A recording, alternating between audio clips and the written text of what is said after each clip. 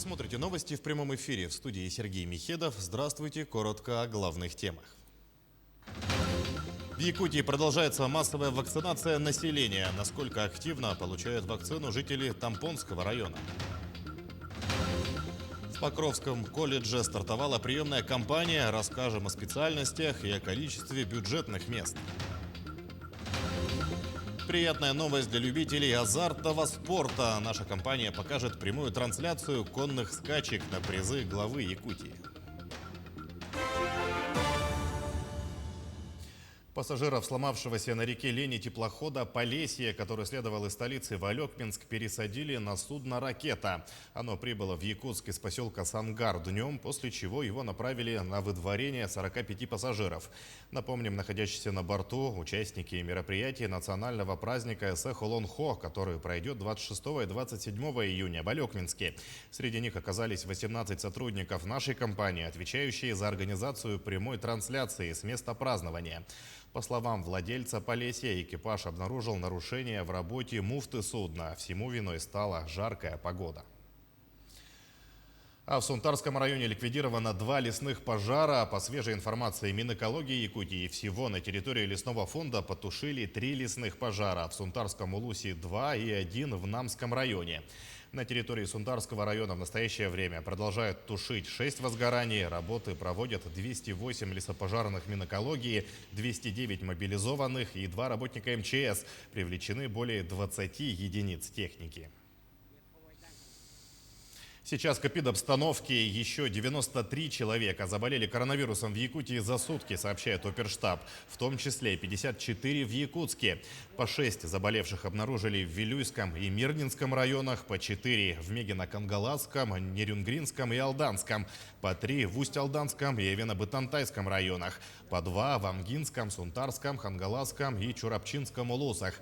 Также 1 случай зафиксирован в Намском районе. За сутки лаборатории республики провели более 2700 исследований на ковид.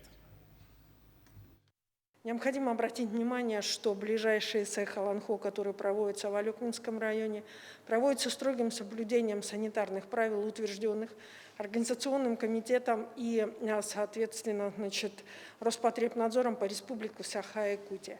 Невакцинированные граждане или граждане, не имеющие 3-дневный ПЦР, на отсутствие новой коронавирусной инфекции к участию, к организации мероприятия не допускаются. В связи с чем обращаем ваше внимание на необходимость вакцинирования, которая сегодня является единственным способом защиты. Продолжается массовая вакцинация населения. В Тампонском районе прививку получили 2675 человек. Это составляет 66% от исполнения плана. Продолжит тему Мария Винокурова. В Тампонском районе вакцинация против коронавирусной инфекции началась с января этого года. Первыми вакцинировались люди, работающие в зоне риска, медицинские работники, работники социальной сферы и образования. Всего по Улусу запланирована вакцинация взрослого населения в количестве 4055 человек. По состоянию на 24 июня 2021 года привиты 66% от плана. На июнь месяц поступило 500 доз вакцины «Бивак Корона». Наиболее активно проходит на вакцинацию коллективы нефтебазы, жилищно-коммунального хозяйства и Тампонской РЭС. В среднем по району вакцину против COVID-19 получают от 20 до 30 человек. В последние месяцы активно вакцинируются люди в возрасте от 65 лет. Я поставила вакцину, потому что в нашей семье уже все привились, я последняя. И мне это нужно по работе, так как моя работа связана с работой с людьми, ездим в командировки, и необходимо, считаю. В Тампонском районе на 23 июня выявлено 6 новых случаев заболевания COVID-19. Все больные из поселка Хандыга госпитализированы в инфекционное отделение. Мария Винокурова, Богдан Тиянич, Хандыга, Тампонский район. Айса Николаев провел рабочую встречу с директором Московского клинического научно-практического центра Игорем Ходьковым. Обсуждались вопросы дальнейшего сотрудничества и обмена опытом. Накануне Игорь Ходьков провел мастер-классы с врачами-онкологами, ознакомился с работой Якутского республиканского онкодиспансера. Он отметил высокую квалификацию и профессионализм специалистов, а также хорошее оснащение учреждения. По его мнению, строящееся здание онкоцентра соответствует всем необходимым стандартам. Здоровый диалог ради устойчивого развития начал свою работу 8-й конгресс местных и региональных властей Евразии. Он пройдет в Якутске до 26 июня. Мероприятие объединило вокруг себя представителей местных и региональных властей, руководителей крупных международных организаций и ассоциаций местного самоуправления, представителей бизнеса и гражданского сообщества. Планируется обсуждение общественного здоровья, системы здравоохранения, борьбы с изменением климата, управления отходами и сохранения культуры и нематериального наследия. По итогам Конгресса примут ряд решений и резолюций, которые в последующем распространят на другие регионы и страны. Мы надеемся, что выработанные подходы и наши эффективные проекты могут быть масштабированы в северных, арктических регионах, где исходные условия сопоставимы с нашими. Мы готовы и надеемся на самое широкое сотрудничество в рамках Организации городов и местных властей, его Евразийского регионального отделения, а также в рамках деятельности глобальных организаций, включая и Всемирную организацию здравоохранения ООН. Уважаемые коллеги, друзья, желаю всем участникам Конгресса плодотворной работы. Уверен, что наша с вами сплоченность позволит нам достигнуть успехов во всех начинаниях. Подготовка к реконструкции подъездной дороги от трассы Умнас до моста через реку Лену продолжается. Документация по реконструкции 2 улиц в Табаге находится на проверке в Управлении госэкспертизы Якутии. С 2019 года по заказу специализированного Петербургского института группа компаний «Талакан» принимала участие в оценке перспектив объема транспортных потоков через мост. Спецтехника компании участвовала в рекультивации свалки мусора в районе строительства моста. При этом в производственный процесс привлекают только местные кадры. Напомню, в настоящее время строительство Ленского моста находится на стадии реализации. В Амге проводят замену аварийных котлов в котельной Асош-1. Напомню, в начале года зимой произошли технические нарушения в 2 котельных амгинского наслега. Низкие температуры сохранялись в образовательных учреждениях и жилых домах. Накануне в Амгу привезли 3 новых котла Ижевского завода. Амгинский филиал ГУП ЖКХ начал подготовку к установке оборудования, выполнил демонтаж старых котлов. Также в летнее время работники ГУП ЖКХ проводят ремонтные работы во всех котельных районах. Пришли вот котлы Ижевского завода. Котлы очень хорошие. Это вне ремонтной программы они пришли по доп. Соглашению. Сейчас у нас уже демонтаж прошел. Сейчас осталось монтировать. Вот у нас работает 4 человека пока. Ну, постараемся в начале, где-то к середине месяца следующего закончить монтаж. В Покровском колледже стартовала приемная кампания. В данном учреждении среднего профобразования готовят IT-специалистов и менеджеров по туризму. Подробнее о специальностях, предлагаемых колледжем, и о количестве бюджетных мест расскажет Виолетта Засимова.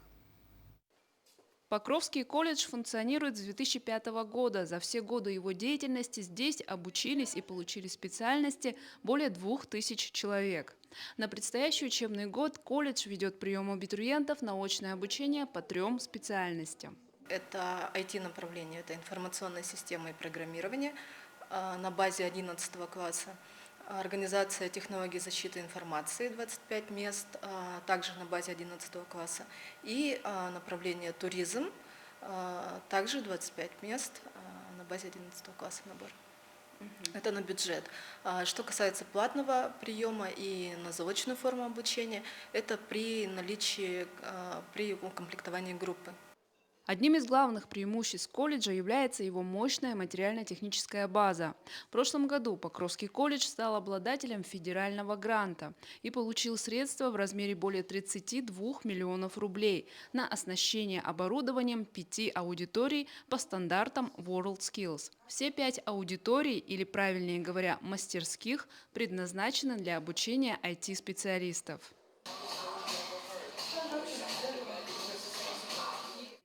Прием документов для поступления в Покровский колледж нынче ведется через госуслуги, либо через портал e-yakutia.ru. Также можно отправить документы на электронную почту учебного заведения или вручить их лично приемной комиссии с соблюдением масочного режима. Кстати, в целях недопущения распространения коронавирусной инфекции практически все сотрудники колледжа прошли процедуру вакцинации. Из всего коллектива нашего Покровского колледжа у нас процент вакцинирования составляет больше 80%. Сейчас у нас не вакцинированными являются только те сотрудники, которыми предписан метод ВУД. И напоследок полезная новость для абитуриентов. Студенты Покровского колледжа создали мобильное приложение «Профнавигатор», благодаря которому можно отследить наличие бюджетных мест во всех учреждениях среднего профессионального образования республики. Приложение есть в открытом доступе на платформе Play Market. Виолетта Засимова, Федор Тарасов, Хангаласский улус. Якутия может стать федеральным центром криохранилища семян. Об этом сегодня рассказали на встрече с журналистами. Темой обсуждения стало сотрудничество Якутии с Федеральным исследовательским центром Всероссийским институтом генетических ресурсов растений. Еще в советское время был начат амбициозный проект совместно с Институтом мерзлотоведения по созданию криохранилища, в которое заложены семена различных культур для хранения в толще вечной мерзлоты. Уникальные семена из коллекции Петербургского центра хранятся до сих пор, а экосистема Якутии доказала, что республика вполне может стать главным федеральным центром хранилища семян. Во-первых, это защищено от всяких катастроф. То есть оно находится на глубине 11 метров, нормально функционирует, и вот эти инженерные системы позволяют поддерживать. Ну и мы с вами говорим, имея такое криохранилище, имея такие технологические решения, это, конечно, ноу-хау, вообще мировое ноу-хау, где можно. Здесь четко нужно создать районирование, где, в каких грунтах это можно делать, при каких условиях и какие системы будут работать. Вот научно-образовательный центр и будет решать эту проблему, которая в настоящее время, я не побоюсь сказать, не существует нигде в мире. В ряде центральных районов Якутии этим летом рекомендуют не выезжать на сборы диких ягод из-за ряда ограничений. Например, в Амгинском районе из-за пандемии рекомендовано отказаться от сбора дикой земляники. Также из-за нашествия сибирского шелкопряда лесничество двух районов, Намского и Хангаласского, просят жителей и гостей на этой территории не собирать ягоды и грибы. Такая же ситуация и в Якутске, где активно идет химическая обработка очагов вредителя. Но, несмотря на все это, специалисты предрекают неурожайный сезон. Связано это в первую очередь с погодой. Наша компания покажет прямую трансляцию конных скачек на призы главы Якутии. Прямое включение с места событий смотрите на телеканалах «Якутия-24», НВК «Саха» и «Мамонт» 28 июня. В этом году в соревнованиях будут участвовать 10 скакунов. Начало прямого эфира в 18:00 по якутскому времени. Кроме того, прямая трансляция будет доступна на YouTube-каналах «Якутия-24» и НВК «Саха», в эфире радио «Ты-Тим», на сайтах каналов во вкладке «Прямой эфир», в Smart TV, на телевизорах Samsung, LG и в мобильном приложении для iOS и Android.